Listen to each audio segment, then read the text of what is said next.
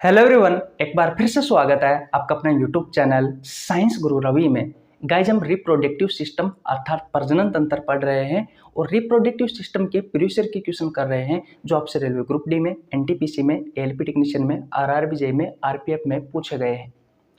Guys, 2016 से लेकर के 2023 तक रेलवे में जितने भी क्वेश्चन पूछे गए हैं रिप्रोडक्टिव सिस्टम से, वो सभी क्वेश्चन मैं आपको इस चैप्टर में करवाने वाला हूं। इस चैप्टर की 5 क्लास कंप्लीट हो चुकी है। ये 6 नंबर की क्लास है। अगर आपने इससे पहले की 5 क्लासें नहीं देखी है तो आपको नीचे लिंक डिस्क्रिप्शन में मिल जाएगा, आप जाकर चेकआउट कर सकते हैं।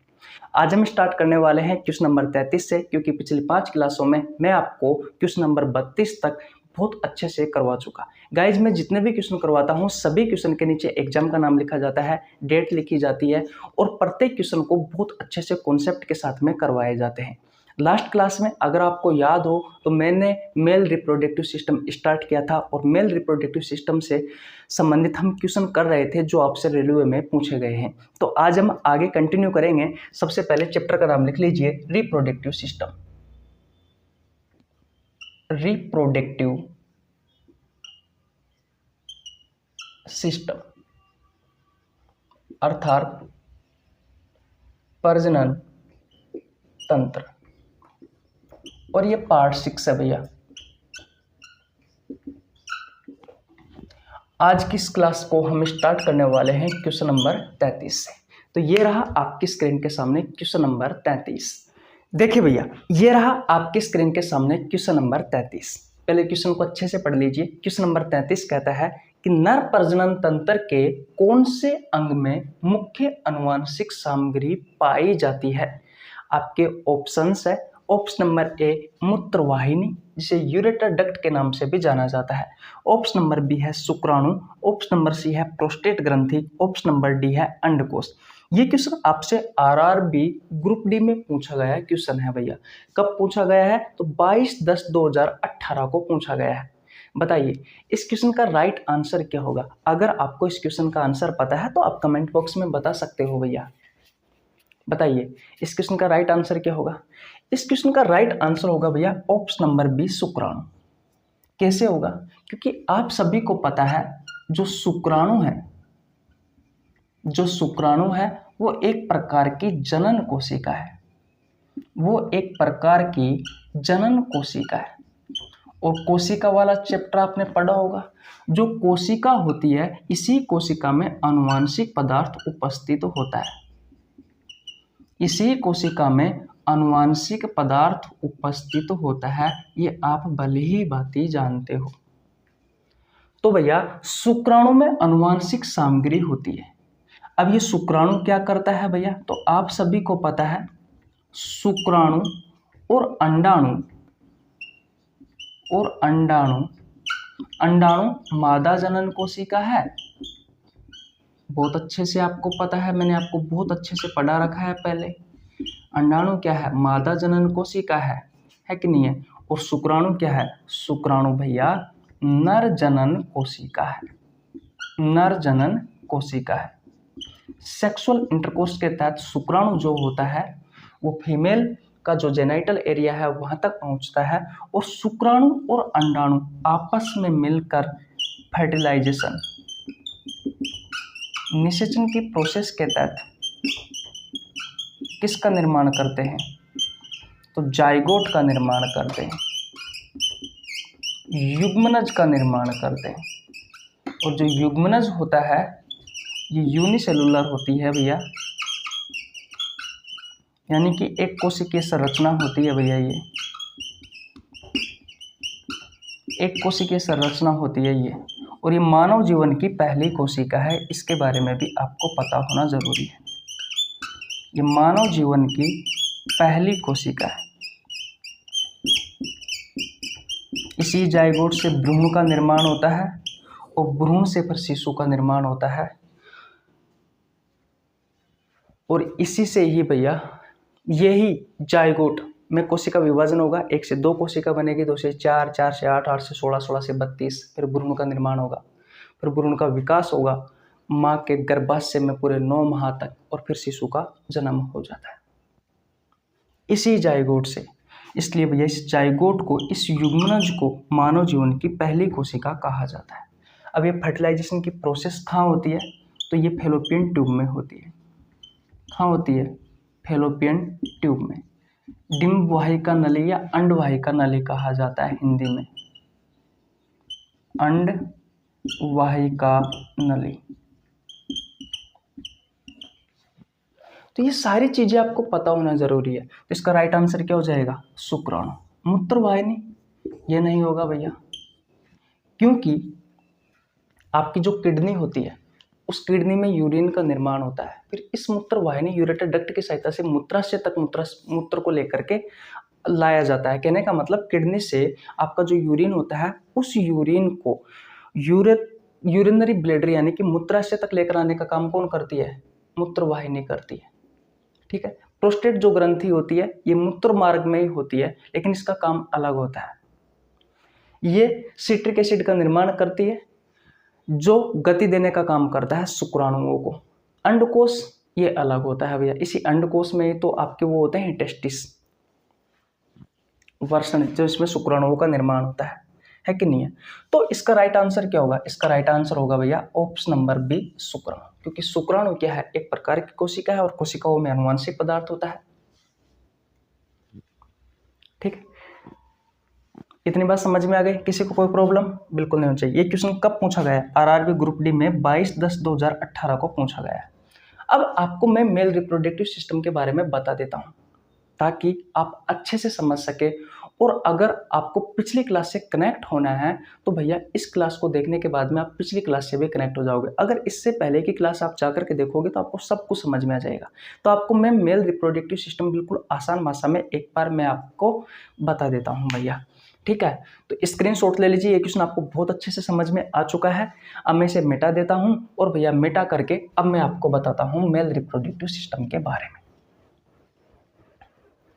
किसके बारे में पढ़ेंगे अब भैया, हम मेल रिप्रोडक्टिव सिस्टम के बारे में पढ़ेंगे, ताकि आने वाले जो क्वेश्चन है जो आपसे रेलवे ग्रुप डी में, एनटीपीसी में, एलपी टेक्नीशियन में, आरआरबी में, आरपीएफ में या फिर एसएससी में और बहुत सारे एग्जामों में जितने भी क्वेश्चन पूछे गए हैं वो सभी क्वेश्चनों को आप अच्छे से कर पाओ। देखो, मेल रिप्रोडक्टिव सिस्टम, मेल, ध्यान से समझना, रिप्रोडक्टिव सिस्टम, नर प्रजनन तंत्र। सबसे पहले आपको लोकेशन के बारे में पता होना जरूरी है कि मेल रिप्रोडक्टिव सिस्टम एक्चुअली में होता कहाँ है। भाई एक्चुअली में होता कहाँ है, तो लोकेशन के बारे में बात करें तो भैया ये होता है पेल्विक कैविटी में, पेल्विक कैविटी में, श्रोणी भाग में। अब ये श्रोणी भाग कहाँ है, तो देखो आपके सीने में जो खाली जगह होती है उसे थोरेसिक कैविटी कहा जाता है। फिर आपके पेट वाला जो हिस्सा होता है उसे कहा जाता है एब्डोमिनल कैविटी। और आपके पेट वाले हिस्से के जस्ट नीचे की तरफ ये पेल्विक कैविटी उपस्थित होती है, ये श्रोणी गुहा उपस्थित होती है या फिर ये श्रोणी भाग उपस्थित होता है। और इसी श्रोणी भाग में आपका मेल रिप्रोडक्टिव सिस्टम होता है, नर प्रजनन तंत्र होता है। ठीक वैसे ही फीमेल रिप्रोडक्टिव जो सिस्टम होता है वो भी आपका पेल्विक कैविटी में होता है, यानी कि भैया श्रोणी भाग में या फिर श्रोणी गुहा में होता है। इतनी बात क्लियर है, किसी को कोई प्रॉब्लम बिल्कुल नहीं होनी चाहिए। अब ध्यान से समझना, आपके दोनों पैरों के बीच में एक थैलीनुमा संरचना लटकी हुई होती है भैया, आपके पेनिस के जस्ट नीचे। उसे कहा जाता है वर्षण कोश। उसे क्या कहा जाता है, उसे कहा जाता है वर्षण कोश। स्क्रोटम, इंग्लिश में स्क्रोटम कह दीजिए या फिर स्क्रोटल से कह दीजिए, बात एक ही है भैया। और इसी में क्या होता है, इसी में होता है वर्षण यानी कि टेस्टिस। और ये जो टेस्टिस होता है, इस टेस्टिस में भैया शुक्राणुओं का निर्माण होता है, शुक्राणुओं का निर्माण होता है। अब हमारे दिमाग में एक क्वेश्चन आता है कि जो वर्षण कोश है ये हमारे शरीर से बाहर क्यों होता है, क्योंकि आपने देखा कि वर्षण कोश में क्या है, वर्षण है, टेस्टिस है, यानी कि स्क्रोटल सेक में टेस्टिस है, और टेस्टिस में स्पर्म का फॉर्मेशन हो रहा है, यानी कि शुक्राणुओं का निर्माण हो रहा है। शुक्राणुओं के निर्माण के लिए जो तापमान की आवश्यकता होती है, जो टेम्परेचर की आवश्यकता होती है, वो होती है हमारे शरीर का जो तापमान होता है उसे 2 से लेकर के 2.5 डिग्री सेल्सियस कम तापमान की आवश्यकता होती है। तो मैं कह सकता हूँ कि 35 डिग्री सेल्सियस के लगभग तापमान की आवश्यकता होती है, और हमारे शरीर का तापमान कितना होता है, 37 डिग्री सेल्सियस। इसलिए ये हमारे शरीर से बाहर होते हैं, ये वर्षण कोश, स्क्रोटम या स्क्रोटल से, इसी में ही वर्षण होता है, इसी वर्षण में शुक्राणुओं का निर्माण होता है। इतनी बात क्लियर है? किसी को कोई प्रॉब्लम बिल्कुल नहीं होनी चाहिए भैया, इतनी बात क्लियर है? ओके। अब ये जो वर्षण होता है, इस वर्षण की एनाटॉमी करके देखते हैं, इसे अंदर से काट करके देखते हैं कि कैसे दिखाई देता है हमें। तो ध्यान से समझना, बहुत ज़्यादा इंपॉर्टेंट है। अगर आपने बिल्कुल आसान भाषा में समझ लिया तो मेल रिप्रोडक्टिव सिस्टम से आज के बाद में आपका एक भी क्वेश्चन नहीं छूटेगा। तो इतनी बात आपको समझ में आ गई। मैंने कहा कि पेल्विक कैविटी में हमारे दोनों पैरों के बीच में पेनिस के जस्ट नीचे एक थैलीनुमा संरचना लटकी हुई रहती है, जिसे हम वर्षण कोश या स्क्रोटम या स्क्रोटल सेक कहते हैं। इस स्क्रोटल सेक में टेस्टिस होता है, वर्षण होता है, एक जोड़ी होते हैं, संख्या में 2 होते हैं, जिनमें स्पर्म का फॉर्मेशन होता है, शुक्राणुओं का निर्माण होता है, और शुक्राणुओं के निर्माण के लिए हमारे शरीर का जो तापमान होता है वो होता है 37 डिग्री सेल्सियस। उसे 2 से लेकर के 2.5 डिग्री सेल्सियस कम तापमान की आवश्यकता होती है, यानी कि लगभग 34.5 डिग्री सेल्सियस या 35 डिग्री सेल्सियस के आसपास तापमान की आवश्यकता होती है। इसलिए हमारे शरीर से बाहर होते हैं ताकि शुक्राणुओं का निर्माण हो सके। इतनी बात क्लियर है? ओके भैया, अब आगे बात करते हैं, मिटा दो इसको। ओके, अब ध्यान से समझना, टेस्टिस की एनाटॉमी करके देखते हैं भैया। भाई टेस्टिस की एनाटॉमी करके देखते हैं। तो मान लीजिए ये क्या है आपका, ये एक टेस्टिस है। एक की एनाटॉमी करके देखते हैं, आपको दोनों समझ में आ जाएगा। अगर आपको और भी डिटेल में जानना है तो भैया मैंने मेल रिप्रोडक्टिव सिस्टम अच्छे से पढ़ा रखा है, तो उसका मैं आपको नीचे लिंक डिस्क्रिप्शन में दे दूंगा। साथ ही मैंने चैप्टर बहुत अच्छे से थ्योरी की सहायता से आपको बहुत अच्छे से पढ़ा रखा है, तो उसका मैं आपको नीचे लिंक डिस्क्रिप्शन में दे दूंगा, आप वहाँ जाकर देख सकते हैं। ठीक है भैया। और लास्ट क्लास में भी मैंने समझाया था भैया मेल रिप्रोडक्टिव सिस्टम के बारे में। ये है आपका टेस्टिस, ये क्या है, ये टेस्टिस है, ये टेस्टिस है, ये वर्षण है। अब जैसे ही आप इस वर्षण की एनाटॉमी करके देखते हो तो इसमें आपको कुछ इस तरह की संरचना दिखाई देगी, इस तरह के कक्ष दिखाई देते हैं। इस तरह के क्या दिखाई देते हैं, इस तरह के कक्ष दिखाई देते हैं, और इन कक्ष को कहा जाता है वर्षण पालिका। क्या कहा जाता है, वर्षण पालिका कहा जाता है। टेस्टिकुलर लोब्यूल्स इसे इंग्लिश में कहा जाता है। और ये जो वर्षण पालिका होती है, ये एक वर्षण में 250 होती है, और मैंने कहा कि एक जोड़ी वर्षण होते हैं तो दोनों में 250 और 250 यानी कि 500 हो जाएगी। 250 और 250 500 हो जाएगी। एक वर्षण में ये वर्षण पालिका कितनी होती है भैया, ये वर्षण पालिका होती है 250। बोलो यहां तक बात क्लियर है? ओके, अब ध्यान से समझना, इसमें प्रत्येक वर्षण पालिका में इस तरह के कक्ष कितने होते हैं भैया, जिन्हें वर्षण पालिका कहा जाता है, ये 250 होते हैं एक वर्षण में। मैंने यहाँ पर 3 बनाए हैं ताकि आप अच्छे से समझ सके। प्रत्येक वर्षण पालिका में, यानी कि प्रत्येक इन कक्षों को मैं 2 से लेकर के 3 की संख्या में, 2 से लेकर के 3 की संख्या में क्या होती है भैया, 2 से लेकर के 3 की संख्या में क्या होती है, शुक्र जनन नलिका होती है।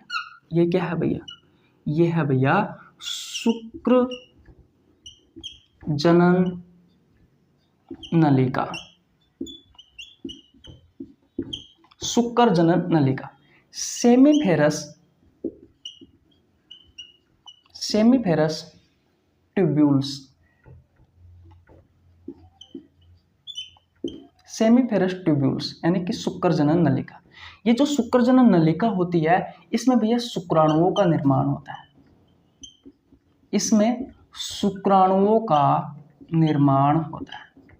अब मैं फिर मिटा दूंगा, लेकिन पहले मैं आपको बता देता हूं कि किस तरीके से शुक्राणुओं का निर्माण होता है।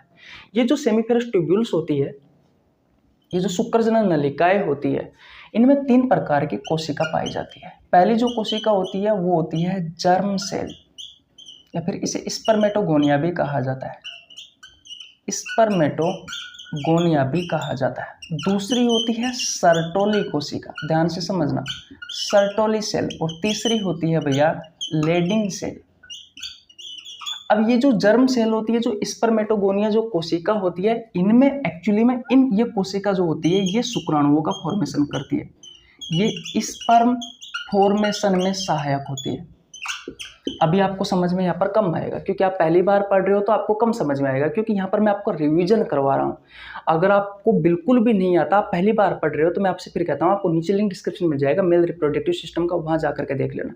क्योंकि भैया यहाँ पे मैं आपको क्वेश्चन करवा रहा हूँ प्रीवियस ईयर के, तो अगर लंबे समय तक चले तो भैया फिर तो हमारा सिलेबस होने वाला नहीं है कि नहीं है। तो इसलिए हमें जल्दी जल्दी सिलेबस करना है, तो यहाँ पर मैं आपको रिवीजन करवा देता हूँ। तो जो जर्म सेल है, जो स्पर्मेटोगोनिया जो कोशिका है, ये भैया स्पर्म फॉर्मेशन यानी कि शुक्राणुओं के निर्माण में सहायक होती है।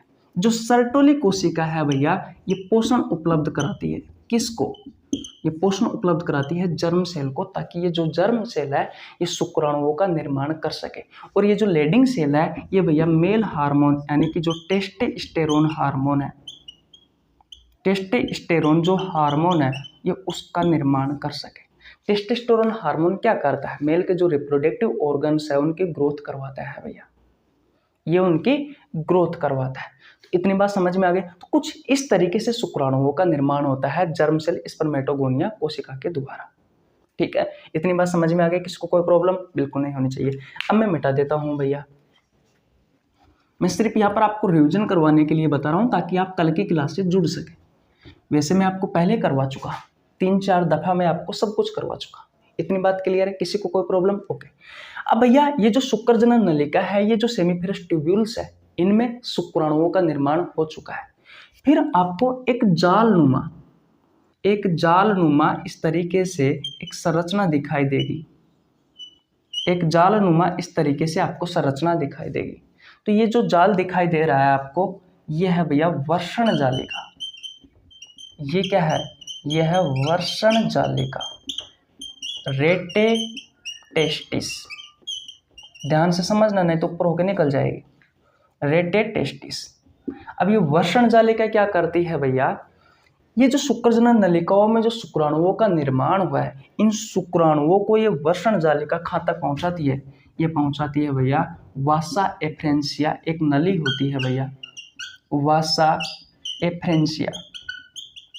वासा एफ्रेंसिया हिंदी में कहा जाता है शुक्रवाहिकाएं, शुक्रवाहिनी कहा जाता है, इन तक पहुंचाने का काम करती है। और ये जुड़ी हुई होती है भैया किससे? इसके ऊपर एक संरचना आपको कुछ इस तरीके से दिखाई देती है, इस टेस्टिस के ऊपर, और इस संरचना को कहा जाता है भैया अधिवर्षण। क्या कहा जाता है? अधिवर्षण कहा जाता है। क्या कहा जाता है? एपिडाइडमिस कहा जाता है। एपिडाइडमिस कहा जाता है। क्या कहा जाता है मेरे भाई? एपिडाइडमिस कहा जाता है। और इस अधिवर्षण में जो शुक्राणु होते हैं वो कुछ समय के लिए स्टोर होते हैं। क्या होते हैं? स्टोर होते हैं भैया कुछ समय के लिए। अब देखो ये वासा एफ्रेंसिया है, इन्होंने क्या किया? वर्षण जालिका के पास जो शुक्राणु थे उन्हें कहाँ पर पहुंचाया? अधिवर्षण में पहुंचाया। कहाँ पहुंचाया? अधिवर्षण में पहुंचाया। अधिवर्षण में जो शुक्राणु है वो कुछ समय के लिए स्टोर होते हैं। इतनी बात क्लियर है? और इस अधिवर्षण से एक नली और जुड़ी हुई होती है जिसे कहा जाता है वास डेफरेंस। Vas deferens शुक्रवाहक। और ये शुक्रवाहक आगे जाकर के किस में? मूत्राशय में, सॉरी मूत्राशय में नहीं, मूत्र मार्ग में जाकर के जुड़ती है। ये कहाँ जाकर के जुड़ती है भैया? आगे जाकर के मूत्र मार्ग में जुड़ती है, यूरेथ्रा में जाकर के जुड़ती है। और यूरेथ्रा एक ऐसा कॉमन मार्ग है जिससे सीमन यानी कि वीर्य भी बाहर निकलता है। आप सभी को पता है वीर्य में जो सीमन होता है उस सीमन में स्पर्म होते हैं, शुक्राणु होते हैं। ठीक है, तो इसी यूरेथ्रा के द्वारा, इसी मूत्र मार्ग के द्वारा सीमन भी शरीर से बाहर निकलता है और भैया यूरिन भी शरीर से बाहर निकलता है। इसके बारे में आपको पता होना जरूरी है। लेकिन ये जो मूत्र मार्ग होता है, इस मूत्र मार्ग में कुछ ग्रंथियां होती है, जैसे कि आपने नाम सुना होगा सेमिनल वेसिकल शुक्राशय। प्रोस्टेट ग्लैंड यानी कि पौरुष ग्रंथ, पौरुष या पुरुष कह दीजिए, पृष्ठ ग्रंथि प्रोस्टेट ग्लैंड कहा जाता है इंग्लिश में। और एक होते हैं बल्बुरोथ्रल ग्लैंड, बल्बुरोथ्रल ग्लैंड। ये 3 प्रकार की ग्रंथियां होती है। ये भैया ये जो यहाँ पर जो शुक्राणु आए हैं भाई, इस वास्ट डिफरेंस शुक्रवाहक की सहायता से जो शुक्राणु आए हैं, उन शुक्राणुओं में एक चिपचिपा पदार्थ है, उसके अलावा फ्रक्टोज, सिट्रिक एसिड, कुछ कैल्शियम, कुछ एंजाइम मिला देती है। ये सब मिलकर वीर्य सीमन का निर्माण करते हैं। सीमन का मतलब होता है वीर्य का निर्माण करते हैं, और फिर भैया ये यूरेथ्रा यानी कि मूत्र मार्ग की सहायता से शरीर से बाहर निकल जाते हैं। तो मैं उन कहने का मतलब उन ग्रंथियों का नाम भी लिख लेता हूं जो भैया आपके शुक्राणुओं में, अभी आपको सब समझ में आ जाएगा, 1 मिनट मेरी बात समझ लीजिए। यहाँ पर जो ग्रंथियां होती है वो कौन कौन सी होती है इस मूत्र मार्ग में? तो एक होती है भैया प्रोस्टेट ग्लैंड, प्रोस्टेट ग्लैंड। दूसरी होती है भैया सेमिनल वेसिकल, और एक होती है बल्बुरेथ्रल ग्लैंड। मैं स्पेलिंग देख लेता हूँ एक बार इसकी। सही है, बल्बुरेथ्रल ग्लैंड। ये तीनों ग्रंथियां होती है भैया जो इस मूत्र मार्ग से जुड़ी हुई होती है। अब वास्ट डिफरेंस की सहायता से सेक्सुअल इंटरकोर्स के तहत अधिवर्षण में जो इकट्ठा है भैया, जो शुक्राणु जो इकट्ठे हुए हैं अधिवर्षण में एपिडाइडमिस में, तो इस सेक्सुअल इंटरकोर्स के तहत भैया ये जो शुक्राणु है, ये जो स्पर्म है, ये कहाँ जाते हैं? वास्ट डिफरेंस में आ जाते हैं, और वास्ट डिफरेंस में आकर के ये मूत्र मार्ग में चले जाते हैं। मैंने कहा कि मूत्र मार्ग एक उपनिष्ठ मार्ग है जिससे शरीर से बाहर यूरिन भी बाहर निकलता है और सीमन यानी कि वीर्य भी बाहर निकलता है। अब यहाँ पर जो शुक्राणु होता है भाई, जो शुक्राणु जो स्पर्म आया है, अब इस स्पर्म में ये जो ग्रंथियां होती है ये कैल्शियम मिला देती है, कुछ मात्रा में एंजाइम मिला देती है, इसके अलावा फ्रक्टोज मिला देती है, उसके अलावा सिट्रिक एसिड मिला देती है, और एक चिपचिपा म्यूकस, एक चिपचिपा पदार्थ मिला देती है। और ये सभी मिलकर के किसका निर्माण करते हैं? ये सभी मिलकर के भैया सीमन यानी कि वीर्य का निर्माण करते हैं। ठीक है भैया। अब ये सेक्सुअल इंटरकोर्स के तहत ये जो सीमन है ये भैया फीमेल का जो जेनाइटल एरिया है वहां तक पहुंच जाएगा, और उसमें जो अंडाणु है फैलोपियन ट्यूब में, तो उसको जाकर के भैया ये फर्टिलाइजेशन करेगा यानी कि निषेचन करेगा। निषेचन होगा अंडाणु और शुक्राणु के बीच में, और युग्मनज में जाइगोट का निर्माण होगा। इतनी बात क्लियर है? तो कुछ मेल रिप्रोडक्टिव सिस्टम आपका कुछ इस तरीके से काम करता है।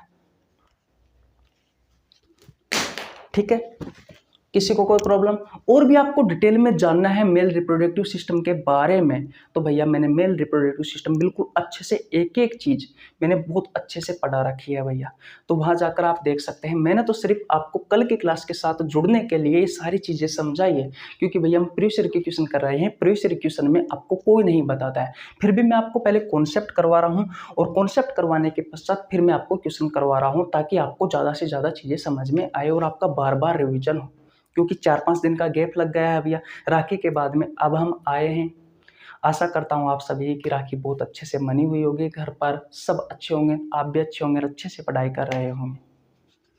ठीक है भैया, इसलिए भैया मैंने आपको ये पे करवा दिया। अब मेल रिप्रोडक्टिव सिस्टम से संबंधित कल भी हमने बहुत सारे क्वेश्चन किए थे, यानी कि लास्ट क्लास में हमने बहुत सारे क्वेश्चन किए थे। आज की क्लास में एक क्वेश्चन आपको पहले करवा के आ चुका, और अब आगे भी मैं आपको बहुत सारे क्वेश्चन करवाने वाला हूँ, यानी कि लगभग 4-5 क्वेश्चन और बचे हुए हैं मेल रिप्रोडक्टिव सिस्टम से, वो मैं आपको करवा दूंगा। फिर उसके बाद में हम फीमेल रिप्रोडक्टिव सिस्टम स्टार्ट करेंगे। ठीक है, अभी तो इसकी मैंने कहा 5 क्लास हो चुकी है, 6 नंबर की क्लास है, और लगभग 4-5 क्लासें और आएगी, उसके बाद में चैप्टर आपका समाप्त हो जाएगा। 2016 से लेकर के 2023 तक आपसे रेलवे में जितने भी क्वेश्चन पूछे गए हैं वो सभी क्वेश्चन मैं आपको इस क्लास में करवाने वाला हूं, यानी कि इस चैप्टर में करवाने वाला हूं। और ये सिर्फ रेलवे वाले बच्चों के लिए नहीं है, आप किसी भी प्रतियोगी परीक्षाओं की तैयारी कर रहे हो, सभी परीक्षाओं के लिए ये बायोलॉजी आपके लिए उपयोगी है, ये चैप्टर आपके लिए उपयोगी है।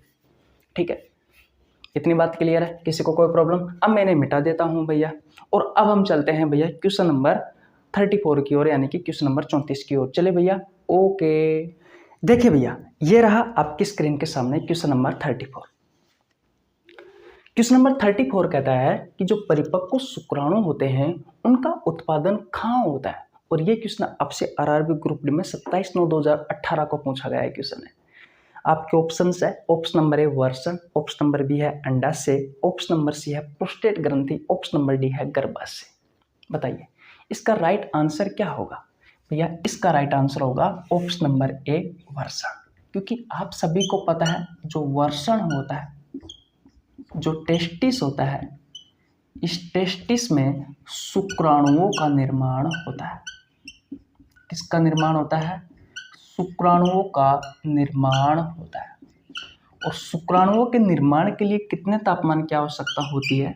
तो 37 डिग्री सेल्सियस जो हमारे शरीर का तापमान है, उससे भैया 2 डिग्री सेल्सियस से लेकर के आप कह सकते हो कि 2.5 डिग्री सेल्सियस कम तापमान, यानी कि लगभग 34.5 डिग्री सेल्सियस, 34.5 डिग्री सेल्सियस से लेकर के 35 डिग्री सेल्सियस तक आवश्यकता होती है तापमान की शुक्राणुओं के निर्माण के लिए। और भैया शुक्राणुओं का निर्माण कहाँ होता है? टेस्टिस में होता है, वर्षण में होता है। और ये टेस्टिस कहाँ उपस्थित होते हैं? तो भैया वर्षण कोश में उपस्थित होते हैं, वर्षण कोश में उपस्थित होते हैं। वर्षण कोश एक थैलीनुमा संरचना है, इसे स्क्रोटम या स्क्रोटल सेक कहा जाता है। ठीक है, जो वर्षण होते हैं वो 1 पेयर होते हैं, एक जोड़ी होते हैं। इतनी बात क्लियर है? किसी को कोई प्रॉब्लम बिल्कुल नहीं होनी चाहिए। तो आपका आंसर आ गया। इसका राइट आंसर क्या होगा? ऑप्शन नंबर ए वर्षण। किसी को कोई प्रॉब्लम? बोलो। आरआरबी ग्रुप डी में 27/9/2018 को पूछा गया है क्वेश्चन है भैया, बोलिए। किसी को प्रॉब्लम नहीं होनी चाहिए। स्क्रीनशॉट ले लीजिए। नेक्स्ट क्वेश्चन की ओर चलते हैं, क्वेश्चन नंबर 35 की ओर चले। ओके, देखिए भैया ये रहा आपकी स्क्रीन पर क्वेश्चन नंबर 35। क्वेश्चन नंबर 35 कहता है, बिल्कुल सिंपल क्वेश्चन पूछे गए आपसे रेलवे ग्रुप डी में। ज़्यादा कोई ये नहीं है कि भैया बहुत हाई लेवल के क्वेश्चन पूछे गए हैं, बिल्कुल लो लेवल के क्वेश्चन पूछे गए। अभी मैंने आपको मेल रिप्रोडक्टिव सिस्टम जो पढ़ाया है, जो आपको समझाया, अगर आपने थोड़ा बहुत भी ध्यान से सुना होगा तो सारी चीज़ें आपकी यही समझ में आ जाएगी। और वैसे मैं सभी क्वेश्चन आपको हल करवा रहा हूँ, तो फिर तो कोई प्रॉब्लम नहीं आनी चाहिए आपको। नर जनन कोशिकाओं का उत्पादन कहाँ होता है? बताइए। आपके ऑप्शन है, ऑप्शन नंबर ए वर्षण, ऑप्शन नंबर बी है शुक्रवाहिका, ऑप्शन नंबर सी है अंडकोश, ऑप्शन नंबर डी है प्रोस्टेट ग्रंथि। आरआरबी ग्रुप डी में पूछा गया है 17/9/2018 को। कंफ्यूज नहीं होना है। मैंने कहा था आपसे कि जो नर जनन कोशिका होती है, जो नर जनन कोशिका होती है वो कौन सी है? वो है भैया शुक्राणु। और शुक्राणुओं का निर्माण कहाँ होता है? तो टेस्टिस में, यानी कि वर्षण में। ठीक है। और मादा जनन जो कोशिका होती है वो कौन है? मादा जनन कोशिका कौन सी है? मादा जनन कोशिका है भैया अंडाणु। और अंडाणु का निर्माण कहाँ होता है? तो ओवरी में, यानी कि अंडाशय में। मादा जनन कोशिका मादा से स्पष्ट हो रहा है, नर से स्पष्ट हो रहा है। तो नर में जो जनन कोशिकाएं होती है वो होती है शुक्राणु, मादा में जो जनन कोशिका होती है वो होती है अंडाणु। शुक्राणु का निर्माण वर्षण में होता है और अंडाणु का निर्माण अंडाशय में होता है। इतनी बात क्लियर है? दोनों के बीच में फर्टिलाइजेशन की प्रोसेस होती है, निषेचन की प्रोसेस होती है, एक दूसरे से जुड़ते हैं और भैया किसका निर्माण करते हैं? यूग्नज में जाइगोट का निर्माण करते हैं। तो राइट आंसर क्या हो जाएगा? ऑप्शन नंबर ए वर्षण। इजी क्वेश्चन है भैया, आपकी समझ का फर्क है थोड़ा सा। मैं आपसे फिर कहता हूं कि अगर आपने इस चैप्टर की पहली क्लास नहीं देखी है तो पहले से लेकर के 5 क्लास देख लीजिए, फिर आप यहां तक पहुंचोगे तो आपको बहुत अच्छे से समझ में आएगा सब कुछ। और इसके अलावा मैंने बायोलॉजी के बहुत सारे चैप्टर के प्रीवियस ईयर के क्वेश्चन करवा रखे हैं, जो आपसे रेलवे ग्रुप डी में, एनटीपीसी में, एलपी टेक्नीशियन में, आरआरबी में, आरपीएफ में पूछे गए हैं। जिस बैच में करवाए हैं उस बैच की शुरुआत 1 फरवरी से की थी और उस बैच का नाम है जनशताब्दी एक्सप्रेस बैच। और इसके जो प्रीवियस ईयर के क्वेश्चन मिलेंगे आपको जनशताब्दी एक्सप्रेस बैच में ही मिलेंगे। तो नीचे जनशताब्दी एक्सप्रेस बैच के नाम से एक लिस्ट दी हुई है, उस पर क्लिक करिए। मैंने अब तक जितने चैप्टर के प्रीवियस ईयर के क्वेश्चन करवा रखे हैं वो सभी क्वेश्चन आपको मिल जाएंगे। ठीक है। आपको थंबनेल हो सकता है कि भैया थंबनेल इतनी अच्छे नहीं है, लेकिन आपको बहुत अच्छे से वहां पर जो कॉन्सेप्ट दिया है वो बहुत अच्छे से दिया है भैया। ठीक है। ओके, आगे चलते हैं। क्वेश्चन नंबर 36 की ओर चले। ओके, देखिए भैया ये रहा आपकी स्क्रीन पर क्वेश्चन नंबर 36। क्वेश्चन नंबर 36 कहता है कि पुरुष प्रजनन तंत्र के उस अंग की पहचान करें जो शुक्राणु और मूत्र दोनों के लिए एक ही मार्ग का निर्माण करता है। जब मैंने आपको मेल रिप्रोडक्टिव सिस्टम अभी पढ़ाया था तो मैंने आपको बहुत अच्छे से बताया था कि वह एक ही मार्ग है भैया जिससे होकर सीमन यानी कि वीर्य या आप कह सकते हो शुक्राणु बाहर निकलता है और यूरिन बाहर निकलता है। आपके ऑप्शंस है, ऑप्शन नंबर ए गर्भाशय, ऑप्शन नंबर बी है शुक्रवाहिका, ऑप्शन नंबर सी है अंडकोश की थैली, ऑप्शन नंबर डी है मूत्र मार्ग। और ये क्वेश्चन आपसे आरआरबी ग्रुप डी में 5/11/2018 को पूछा गया क्वेश्चन है। ये लेटेस्ट क्वेश्चन है भैया, आपसे रेलवे में जो क्वेश्चन पूछे गए हैं और बहुत इजी क्वेश्चन है। कोई ऐसा अब तक ऐसा क्वेश्चन नहीं आया है कि भाई जिसके बारे में हमने नहीं पढ़ा है या जिसके बारे में अब तक हमने नहीं सुना है। बहुत इजी क्वेश्चन है। इन क्वेश्चनों का आंसर आप बहुत अच्छे से दे सकते हो। मैंने आपको बताया था कि जो यूरेथ्रा होता है, जो मूत्र मार्ग होता है, ये एक उभयनिष्ठ मार्ग है। ये एक उभयनिष्ठ मार्ग है।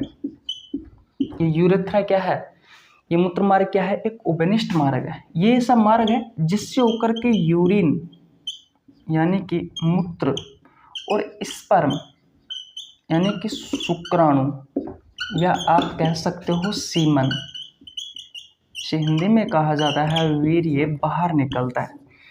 इस एक ही मार्ग से सेक्सुअल इंटरकोर्स के तहत सीमन यानी कि शुक्राणु और भैया वैसे नॉर्मल स्थिति में यूरिन शरीर से बाहर निकलता है यूरेथ्रा मूत्र मार्ग की सहायता से। पेनिस के बिल्कुल बीचों बीच वाला मार्ग होता है भैया। इतनी बात क्लियर है? किसी को कोई प्रॉब्लम बिल्कुल नहीं होनी चाहिए। तो राइट आंसर क्या हो जाएगा? ऑप्शन नंबर डी मूत्र मार्ग। आरआरबी ग्रुप डी में पूछा गया क्वेश्चन है 5/11/2018 को।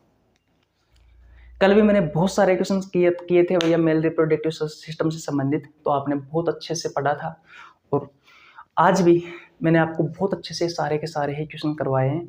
अगर आपको वीडियो अच्छी लग रही है तो वीडियो को लाइक कर दीजिए, आपके छोटे भाई के लिए प्यारा सा कमेंट कर दीजिए।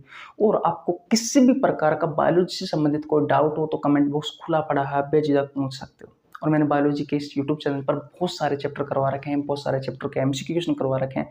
अगर आपने नहीं देखे हैं तो चैनल पर जाकर चेकआउट कर लीजिए। कम्युनिटी पोस्ट में मैं सुबह 6 बजे और शाम के 6 बजे बायोलॉजी के बेहतरीन क्वेश्चन डालता हूं, जिसका आंसर हर रोज़ 10-5 हज़ार स्टूडेंट देते हैं। आप भी दीजिए ताकि बायोलॉजी के अच्छे क्वेश्चनों पर आपकी पकड़ बने रहे। ये कोई नॉर्मल क्वेश्चन नहीं है जो मैं कम्युनिटी पोस्ट में डालता हूँ, वो सही क्वेश्चन है तो या तो आपसे आपकी प्रतियोगी परीक्षाओं में पूछे गए हैं या प्रतियोगी परीक्षाओं में पूछे जाने की संभावना है। ऐसे क्वेश्चन डालता हूँ भैया। 8-10 हज़ार स्टूडेंट आंसर देते हैं तो आप भी दीजिए भैया, ठीक है। स्क्रीनशॉट ले लीजिए। क्वेश्चन नंबर 37 की ओर चलते हैं। चले भैया, ओके। देखिए भैया, ये रहा आपकी स्क्रीन पर क्वेश्चन नंबर 37। क्वेश्चन नंबर 37 कहता है कि जो प्रोस्टेट ग्रंथि है, इस प्रोस्टेट ग्रंथि से होने वाला जो स्राव है वो किस में प्रवेश करता है। मैं आपको बता दूं, मैंने आपको मेल रिप्रोडक्टिव सिस्टम में 3 ग्रंथि पढ़ाई थी। एक कौन कौन सी? एक है प्रोस्टेट ग्लैंड, पौरुष ग्रंथि कहा जाता है। दूसरी है सेमिनल वेसिकल, शुक्राशय कहा जाता है। और एक है बल्बुरेथ्रल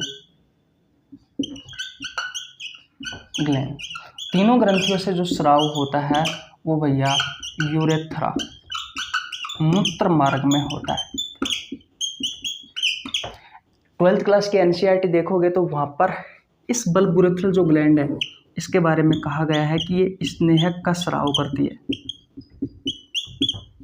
इसके अलावा और कुछ नहीं दिया गया है। हाँ, इतना जरूर कहा गया है कि प्रोस्टेट ग्लैंड, सेमिनल वेसिकल और बल्बुरेथ्रल जो ग्रंथि है ये तीनों के तीनों ही कैल्शियम का, इसके अलावा एंजाइम का, इसके अलावा जो फ्रक्टोज है, एक चिपचिपा पदार्थ स्नेहक, इस स्नेहक का, फ्रक्टोज का, सिट्रिक एसिड का, इन सभी का निर्माण करता है। इन सभी का निर्माण ये ग्रंथि करती है भैया। और ये ग्रंथि मिला करके कहाँ पे डाल देती है? इस यूरेथ्रा में मूत्र मार्ग में डाल देती है। और मूत्र मार्ग में क्या आता है, कब डालती है? जब सेक्सुअल इंटरकोर्स के तहत डालती है। और जब स्पर्म आते हैं, शुक्राणु आते हैं, तो शुक्राणुओं के साथ में सारी चीज़ें मिल जाती है। जो सिट्रिक एसिड होता है वो शुक्राणुओं को गति देने में सहायक होता है। जो फ्रक्टोज होता है इससे शुक्राणुओं को एनर्जी मिलती है ताकि वो फीमेल के जेनाइटल एरिया तक अच्छे से पहुंच सके। इतनी बात क्लियर है? किसी को कोई प्रॉब्लम बिल्कुल नहीं होनी चाहिए।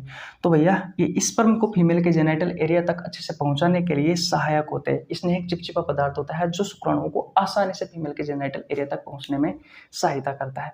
इतनी बात क्लियर है? किसी को कोई प्रॉब्लम? तो राइट आंसर क्या होगा? ऑप्शन नंबर बी, मूत्र मार्ग यानी कि यूरेथ्रा। बोलो, किसी को प्रॉब्लम बिल्कुल नहीं होनी चाहिए। स्क्रीनशॉट ले लीजिए। नेक्स्ट क्वेश्चन की ओर चलते हैं। चलिए भैया, ओके। देखिए भैया, ये रहा आज का हमारा अंतिम क्वेश्चन, क्वेश्चन नंबर 38। यहाँ पर आपका मेल रिप्रोडक्टिव सिस्टम से जितने भी क्वेश्चन आपसे रेलवे में पूछे गए हैं वो सभी क्वेश्चन मैंने आपको करवा दिए, क्योंकि लास्ट क्लास में भी मैंने आपको मेल रिप्रोडक्टिव से संबंधित क्वेश्चन करवाए थे। और आज ये मेल रिप्रोडक्टिव सिस्टम का अंतिम क्वेश्चन है भैया। ठीक है, क्वेश्चन नंबर 38 कहता है कि उस भाग की पहचान करें जहां पुरुष प्रजनन भाग में जनन कोशिकाओं का निर्माण होता है। आपके ऑप्शन है, ऑप्शन नंबर ए अंडकोश की थैली, ऑप्शन नंबर बी है लिंग, ऑप्शन नंबर सी है मूत्रवाहिनी, ऑप्शन नंबर डी है वर्ष। ये क्वेश्चन आपसे आरआरबी ग्रुप डी में पूछा गया है 30/10/2018 को। राइट आंसर क्या होगा?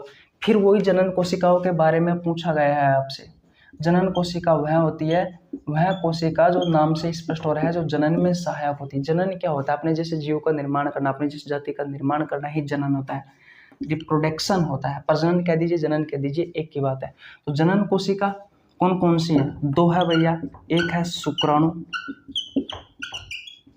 एक है अंडाणु। शुक्राणुओं का निर्माण पुरुष में होता है और अंडाणु का निर्माण महिला में होता है।